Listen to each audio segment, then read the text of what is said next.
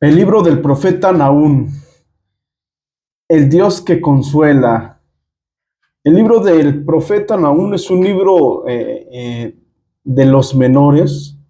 Y este libro nos va a enseñar que Dios lleva a todos los opresores a la justicia.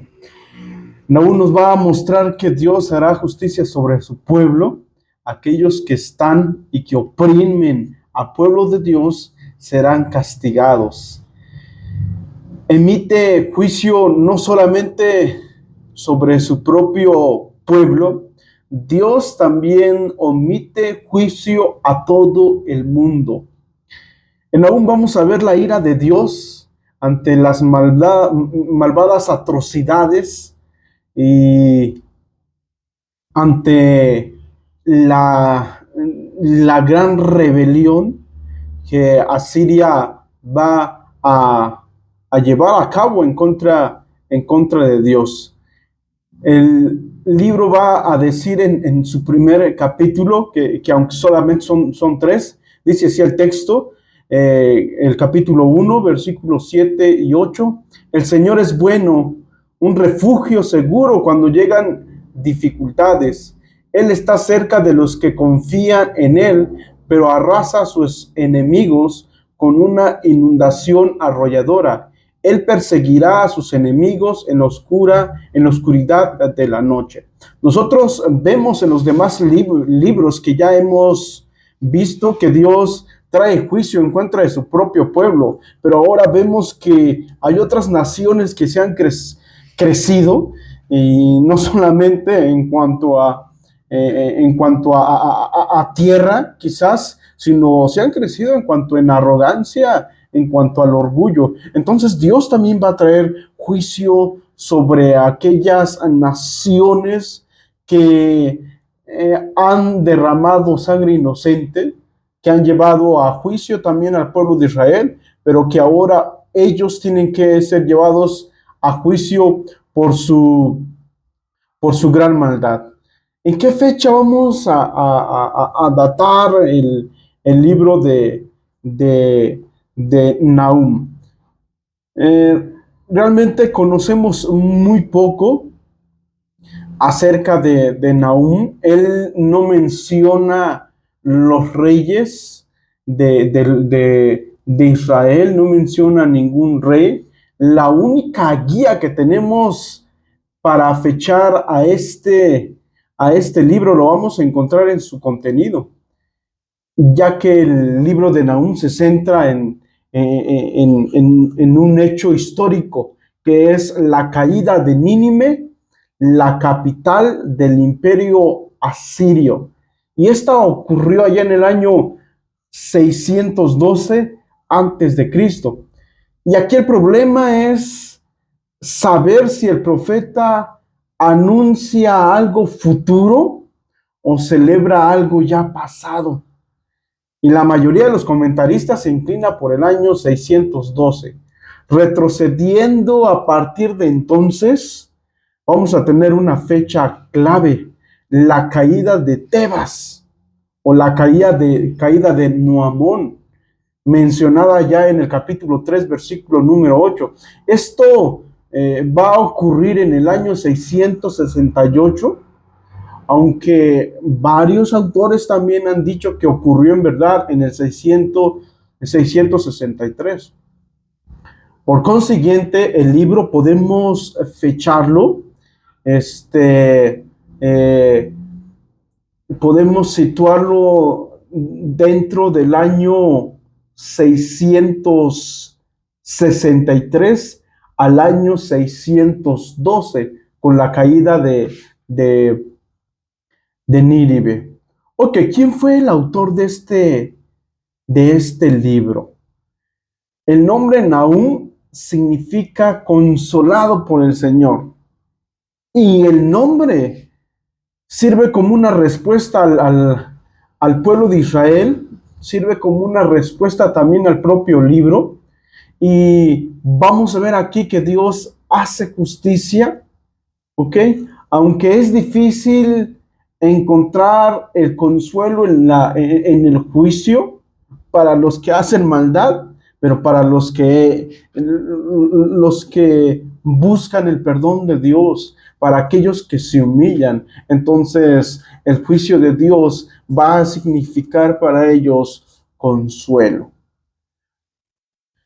Su nombre, el nombre del autor es único entre los personajes bíblicos y parece indicar que su misión era consolar a Judá, anunciando la caída del pueblo opresor.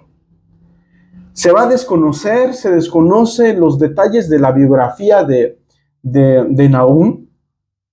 Incluso no hay certeza de la situación de la ciudad, de su ciudad natal. El capítulo 1, versículo número 1 va a decir que es Escol, pero esta ciudad no aparece mencionada en ningún otro texto del Antiguo Testamento. Algunos comentaristas van a ubicar este pueblo allá en el reino del sur, otros en Galilea y otros al norte de Nínive.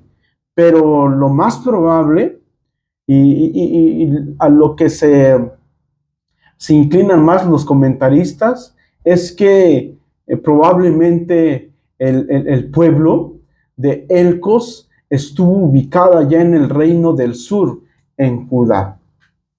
¿Cuál es el trasfondo de este libro, hermanos? Los enemigos aquí más tenaces son los babilónicos y también los egipcios. Pero nos vamos a dar cuenta que ambos pagaron muy, muy cara su rebelión y sus maquinaciones. La violencia de estas dos naciones van a traer consecuencias graves para ellos. Babel va a ser destruida allá en el año 689 y Tebas, capital de Egipto, va a ser disuelta en el año 668 o 663. Ambas ciudades fueron reconstruidas, pero tardaron. Y Tebas volvió a reconstruirse allá en el año 654, pero lo que nos interesa aquí es cuando es reconstruido de nuevo Babel. Y Babel va a ser reconstruido allá en el 626. ¿Y por qué decimos que nos interesa más Babel? Porque van a ser los que van a llevar cautivos, a oprimir a los asirios. Asiria destruyó a Israel en el 722 y casi va a destruir allá a Judá en el año 701. Y es algo atroz lo que va a pasar con ellos, ya que los asirios fueron realmente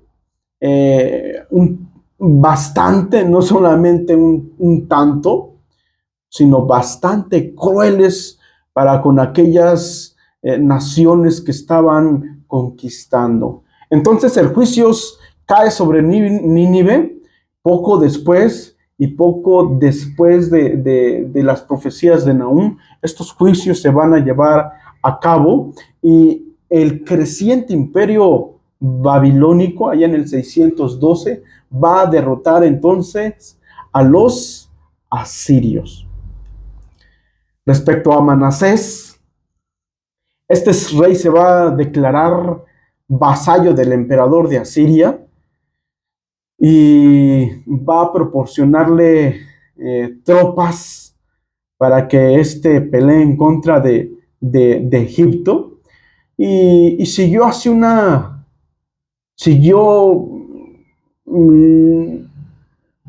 mejor dicho, no siguió la política que tenía Ezequiel su padre. Este hizo todo lo contrario.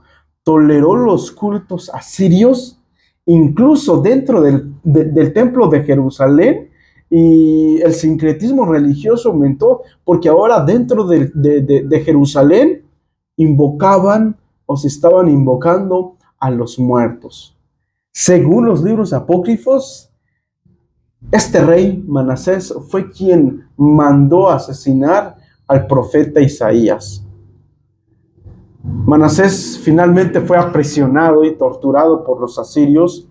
Fue confinado por lo menos varios años en un calabozo, pero vamos a ver que busca el perdón de Dios y es perdonado. Dios le perdonó y pudo recuperar el trono de Judá y se volvió a Jehová. Y es un ejemplo, hermanos. Manasés es un ícono del perdón divino de Dios, ya que se trata de un ser despiadado, uno de los reyes más sanguinarios y paganos de los judíos. Aún con todo esto, Dios le perdonó. Es parte del contexto de, de este profeta y es bastante bonito el cómo nosotros podemos aplicar esto a nuestras vidas, no importa cuánto pecado hayamos cometido. La gracia de Dios es más grande que todos nuestros pecados y que todos los pecados de la humanidad. Gracias a Dios por ellos. Los destinatarios, aunque Nahum había puesto su énfasis en Asiria, su profecía se dirigía a su propio pueblo que había sufrido largo tiempo bajo Asiria. Dios traería ahora consuelo para para su pueblo, para este remanente, ¿ok? Aunque para su pueblo significaba consuelo, para la nación que le había oprimido significaba juicio. Hermanos, no sé en qué lado estemos nosotros, si necesitamos consuelo o juicio, pero nos tomemos de las manos del Señor, caminemos siempre de sus manos y hemos de hallar gracia delante de su presencia. ¿Cuál es el propósito de este libro? Anunciar el juicio sobre Nínive, pero en un sentido más amplio, afirmar que Dios castiga todo pecado. Aunque Él es lento para la ira y es grande en su misericordia, no permitirá que la maldad se quede sin castigo. Así inicia este libro. Lo vemos allí en el capítulo número 1, versículo número 3. Él es lento para la ira, pero no permitirá que la maldad se quede sin castigo. Este libro afirma que el control soberano de Dios está sobre la historia. La destrucción de Nínive no fue una coincidencia, no pasó por artes del destino, sino es una transición de un imperio que fue totalmente despiadado con el pueblo de Dios. Y su juicio fue el resultado directo del Señor. Mientras que Habacuc va también a asegurar que Dios, el Señor, el Dios Todopoderoso, cuida de los suyos. Algunos rasgos singulares que encontramos aquí es que Nahum es nuestra fuente principal de la caída de Asiria, de la destrucción de Asiria. Es nuestra fuente principal y es en donde podemos encontrar el cómo Asiria fue destruido. Otros profetas se centran en el juicio de las naciones individuales, como Isaías, Jeremías, Abdías, Sofonías, Daniel, etc. Pero Nahum y Abdías fueron los únicos profetas del Antiguo Testamento que pronunciaron juicio sobre una nación pagana, sin mencionar los pecados de Israel. Interesante, porque aquí Dios no está enjuiciando a Israel, Ahora les está trayendo consuelo a ellos y está poniendo en juicio a esta nación pagana, a Asiria. ¿Cuál es el mensaje de este libro, hermanos?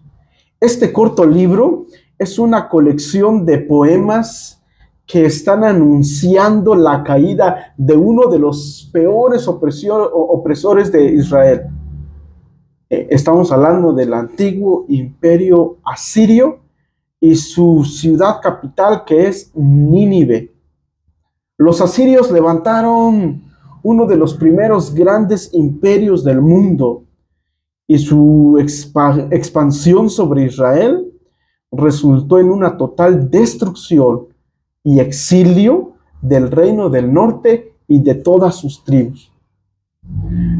Los asirios se van a levantar como uno de los primeros grandes imperios entonces del mundo. Eso significa destrucción total del pueblo o de la Israel del norte. Pero fueron destruidos porque también ellos fueron llevados a juicio por el Dios Todopoderoso. Los asirios fueron realmente violentos y destructivos en una escala que el mundo realmente no había conocido. Eran los peores malos de la historia. Y los vecinos de Asiria y también Israel esperaban su caída, la caída de Asiria. Y finalmente, esta va a llegar allí en el año 612 antes de Cristo, porque el imperio babilónico se levantó, comenzó una rebelión contra Nínive y la derrocó. Derrocó al imperio asirio. El capítulo 2 nos va a describir por medio de una poesía cómo Nínive va cayendo. El capítulo 3 va a explorar completamente la caída del imperio, todo junto, como un imperio en conjunto. Van a caer, van a tener que caer, pero no solamente, este libro no solamente se trata de una caída, sino que podemos ver cómo Dios está consolando al pueblo de Israel, cómo Dios está castigando la maldad. No solamente Él castiga la maldad de su pueblo, Él castiga la maldad de todo el mundo. Los enemigos de Israel ahora van a caer. Este libro, hermanos, se divide en tres secciones. Y tenemos 3 capítulos. La primera sección la encontramos en el capítulo número 1. El libro va a comenzar con un poema alfabético y va a comenzar describiendo una poderosa aparición de la gloria de Dios. Es Dios, el Creador Todopoderoso, viniendo a confrontar a las naciones y trayendo justicia sobre la maldad de estas naciones. El poema empieza citando la famosa línea de autodescripción de Dios, que vemos allá en el Éxodo capítulo 34, cuando los israelitas hacen un becerro de oro. Allá en Éxodo capítulo 34, versículos 6 y 7 dicen así: el Señor es el Señor, Dios clemente y compasivo, lento para la ira y grande en amor y fidelidad, pero no deja sin castigo al culpable. Es así como empieza este libro, hermanos. El resto del poema va alternando entre el destino de las naciones arrogantes y violentas y el destino del fiel remanente de Dios. Cuando Dios derrote a los imperios arrogantes, Él va a proveer un refugio para los que se humillen delante de Él. Hay algo muy interesante aquí. Quizás pensábamos que el libro trata solamente de la caída de Asiria, pero por ningún lado nosotros encontramos el nombre de Nínive o de Asiria. En el versículo 12 donde se menciona su caída, no aparece la palabra Asiria. Y cuando él describe la caída de los tipos malos, usa el lenguaje de Isaías. Podemos asegurarnos en el capítulo 10 y capítulo 14 de Isaías. Nahum también va a describir la caída de los tipos malos como buenas noticias para el remanente del pueblo de Dios. Versículo 15. Esta es una referencia directa a las buenas noticias de Isaías acerca de la Babilonia. Dios está anunciando dos cosas aquí: el juicio sobre una nación abominable y el consuelo de aquellos que han permanecido fieles al Todopoderoso. Vemos entonces dos pequeños detalles en este capítulo. Para Nahum, la caída de Nínive está siendo presentada como un ejemplo. Es una imagen de cómo Dios está trabajando en cada época de la historia. Él no permitirá que los imperios arrogantes o violentos permanezcan en este mundo. Dios no dejará para siempre a los malvados. Así que Nahum es muy similar a Daniel. Asiria está en una larga línea de imperios violentos que vemos a lo largo de la historia. Y el destino de Nínive va a ser una conmemoración al compromiso de Dios de destruir a la maldad, a la violencia y a la arrogancia de los grandes países de cada época. Y es así como va a terminar la sección número 1. La sección número 2, el capítulo número 2, describe la caída de Nínive. Estas etapas son progresivas.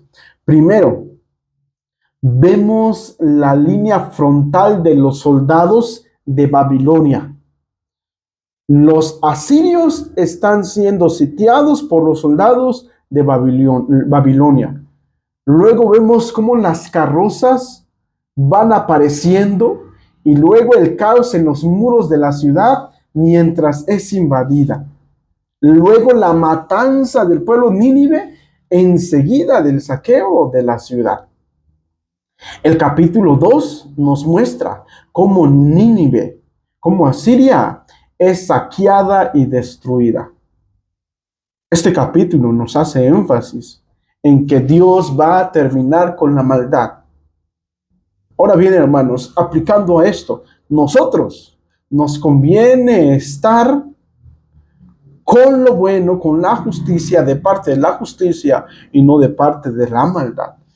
Recordando aquel texto que dice: oh almas adúlteras, ¿no sabéis que la amistad con el mundo es enemistad contra Dios? Cualquiera pues que se considera amigo del mundo, se considera enemigo de Dios. Cualquiera pues que se considera amigo de la maldad, cualquiera pues que practique la maldad, entonces es un enemigo de Dios. Y es aquí donde tenemos que tener cuidado, porque en algún momento Dios va a enjuiciar y va a castigar la maldad de este mundo. Y si nosotros pertenecemos a la maldad, no dude que en algún momento Dios va a tomar cartas en el asunto. La sección número 3, y con esta termina el libro, capítulo número 3, esta describe los resultados de la caída de Asiria por el imperio babilónico. Así que Nahum va a empezar anunciando una aflicción sobre esta ciudad, cuyos reyes construyeron a Siria por medio de la sangre de los inocentes. Capítulo 3, versículo 1. Y esta es una imagen de cómo Asiria fue exitosa, pero fue exitosa por medio de la injusticia que se ha concebido dentro de sí misma. Pero esta violencia ha sembrado semillas de su propia destrucción. Asiria cae ante Babilonia. El libro concluye con un sarcasmo contra el rey caído de Asiria. Él ha sido herido de muerte y desde el interior de todas las naciones, a las naciones que él oprimió alguna vez, nadie va a ayudarle. Está rodeado de naciones, pero ningún rey y ninguna persona de estas naciones va en su ayuda. Es más, todo lo contrario, pasa todo lo contrario. Prefieren ellos cantar y celebrar su destrucción. Sus vecinos están celebrando la destrucción y la caída de Asiria. Nosotros entonces aquí podemos darnos cuenta de la magnitud de la violencia de los asirios. Aquellos países vecinos, aquellas naciones vecinas de Asiria, están celebrando su caída. Y es así como el libro termina. Ahora bien, hermanos, este es un libro que, si damos un primer vistazo, parece un tanto pesimista, un libro agresivo, porque aún se refiere a los trágicos y perpetuosos ciclos de violencia humana y opresión de la época. Pero este libro nos muestra cómo Dios está detrás de la historia. Dios usa a Siria para traer juicio sobre Israel, pero ahora Dios va a usar Babilonia para traer juicio sobre Asiria. Y no va a tardar para que Dios también traiga juicio en contra de Babilonia. Es así como por medio del juicio Dios va a traer consuelo al corazón de muchos que están siendo violentados. Dios va a traer consuelo al corazón de los pobres, de aquellos que han sido sacados de su nación, de aquellos que han sido deportados, mientras que para algunos significa consuelo, para otros significa juicio. La pregunta que deberíamos hacer nosotros es: ¿de qué parte estamos? Para nosotros, quizás hay consuelo. El punto es que no seamos uno de los asirios, porque entonces viene justicia de Dios. Dios es bondadoso, es justo. En contra de la maldad está Dios obligado a aplicar justicia. De lo contrario, Él sería injusto por no castigar la maldad. Pero en medio de este juicio, Dios es bondadoso y es clemente, porque clemente y misericordioso es Jehová. No es la última palabra. Hay una nueva Jerusalén a la cual todas las naciones pueden pertenecer. Y es así como termina este libro. El libro termina con los países vecinos celebrando la caída de Asiria. Que el Señor les bendiga.